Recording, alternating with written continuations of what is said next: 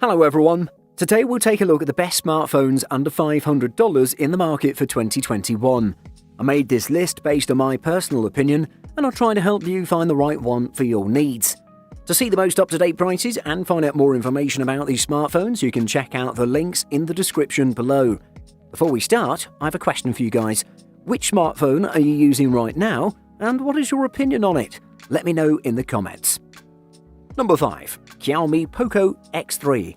Best under $250.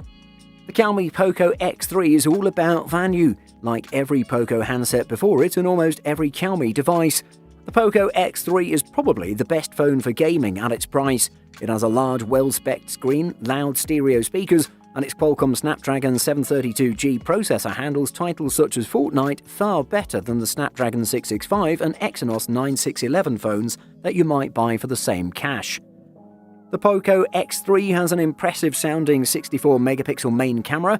It takes good shots but suffers from significant purple fringing, more so than the majority of rival phones in this price range.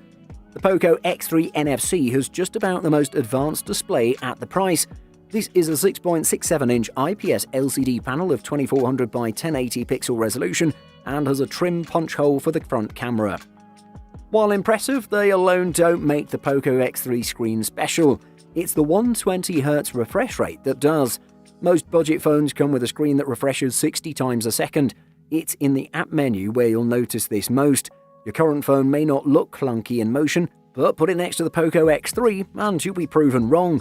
If fast refresh rates or gaming is important for you, then you won't find a better phone than this at this price range. Number 4. Moto G Power 2021. Best battery life.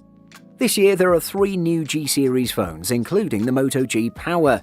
Arguably, this is the device with the widest appeal. There's no stylus included, but it's got more muscle than the G Play, and it has a big honking battery.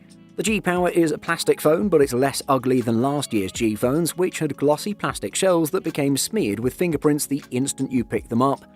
The G Power ships with Android 10, and that's one of the most notable strikes against it. Since this is a budget Moto phone, the company promises just one major OS update, which will bring the G Power up to Android 11. This device runs on a Snapdragon 6X2, which is a perfectly capable ARM chip from a hardware perspective. The 3GB RAM in the base model is also a bit on the anemic side, but it still works well. Simple games can run well enough on this device, but the graphics often take a substantial step down compared to more powerful phones. The Moto G Power has a squircle-shaped camera module on the back with 4 evenly spaced things. You turn to the Moto G Power 2021 because you want a phone that goes a long time on a charge, and with a 5000 mAh battery, this is a phone that can deliver on that promise. Number 3. Google Pixel 4a. Best camera. Most of the Pixel 4a's strengths really made me appreciate Google's cheap phone. The battery life, the size, the headphone jack are all fantastic. But one thing ended up getting in the way of me keeping the Pixel 4a. The Google Pixel 4a is the perfect size if you like small phones. The 5.81-inch display might seem big on a spec sheet, but the small bezels and punch-hole camera can make this a truly one-handed phone. Also, it's quite light at just 143 grams. It felt like I was holding a toy the entire time I used the phone. As for the display, it's good. Google went with a 5.81-inch AMOLED panel that really didn't make me miss the Quad HD resolution of other flagship phones.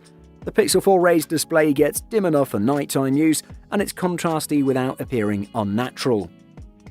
The stereo speakers get loud enough to walk around the house playing music or podcasts with. Google Pixel 4a comes with a 3140 mAh non-removable battery, which is larger than the power pack in its predecessor. The Google Pixel 4a comes with enough power to ensure you can do everything you want on the phone. You get a Snapdragon 730 chipset, 6GB of RAM, and 128GB of storage. There aren't too many smartphones around these days which you can comfortably use one-handed, but the Google Pixel 4a is one of them.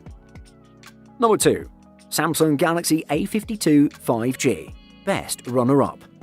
The A52 5G is the highest spec of the budget A-series Galaxy phones we'll see in the US this year, offering all of the basics for its affordable price tag, along with a few good extras.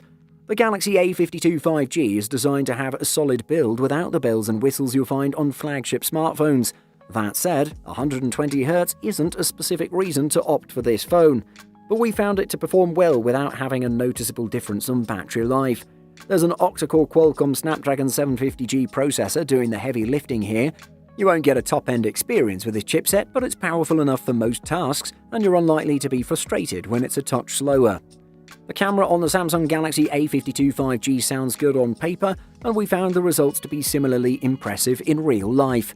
The Galaxy A52 5G comes with a 4500 mAh cell, and the company claims the smartphone will offer a 2-day battery life. In practice, we found it lasted much closer to a single day of full usage, but if you're not using the phone a lot each day, you may find it'll last you too. On the whole, the Samsung Galaxy A52 5G is a nice mid-ranger that offers a lot of value, far more than its predecessor. Number 1. Xiaomi Mi 10T. Best overall. The Mi 10T Pro uses the tried and tested flagship killer formula, giving you the performance of a top-of-the-line device at a fraction of the price, but adds some interesting other features too. For one, it's actually surpassing every single mainstream non-gaming proper flagship in its display's refresh rate, albeit at the cost of using an LCD and not an OLED. Firstly, as with many Xiaomi phones, the Mi 10T Pro has a pretty impressive main camera with the same 108-megapixel snapper we've seen in a few of the company's other phones. The Snapdragon 865 processor used here provides snappy speeds, useful for editing those super high-res photos you just took or playing games. It would work well with a high refresh rate screen, as 144Hz is usually great for gaming, though few mobile games are actually optimized for that just yet. The Xiaomi Mi 10T Pro's battery life likely won't let you down. With its 5000 mAh battery, which is one of the biggest you'll find in a smartphone, a handset will easily last you a day. You're getting a mostly delightful package which includes smoothness on par with the best out there, a performance that's top-notch, a main camera that's better than anything else we've seen in a flagship killer that isn't the Galaxy S20 FE, amazing battery life, and a screen that punches way above expectations for an LCD. Buying guide. RAM. RAM is one of the most important aspects of budget phones. Some folks will look at the processor, and that's fine, but in my experience the RAM will make or break a phone. Fortunately, we're living in a world where even the low-end phones are coming out with 2GB of RAM. By today's standards, that's the very bare minimum a phone has to have to be usable. I've used phones with less, and it's not pretty.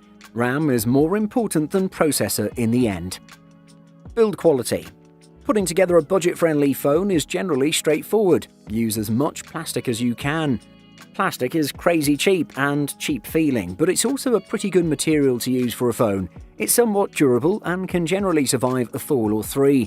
If you're planning to throw your phone in a case, then this probably isn't a big issue for you. Occasionally, a mid-range phone OEM will throw in some aluminium rails, which is nice.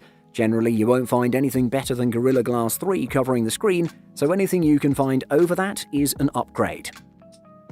Battery. The battery usage differs from user to user depending on the way he or she uses the smartphone.